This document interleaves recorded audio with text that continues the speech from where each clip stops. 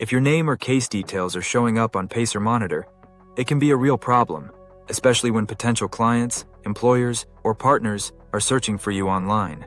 PacerMonitor pulls court records from public databases, and while removal is possible, the requirements are strict. In this video, we'll show you exactly how to remove court records from PacerMonitor, what documentation you'll need, and what to do if your request is denied. Let's get started.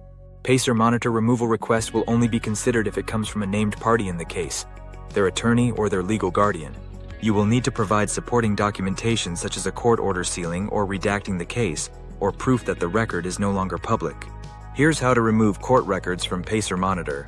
First, send your request to support@pacermonitor.com with your name and contact information, the case name and URL of the case along with a brief explanation why it should be removed.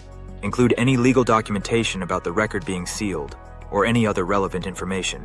You should receive a response within 2 weeks, but remember, they rarely approve removals without solid legal grounds. If PacerMonitor denies your request, your next step is suppression. You can try this on your own by building a personal website, updating your social media profiles, and getting content published about yourself in news articles. If the DIY route doesn't cut it, we can handle the entire process for you. We can also help by having our attorneys work with you to remove a record from PacerMonitor.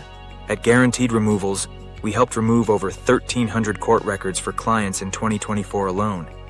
We can help you take back control of your search results and protect your name.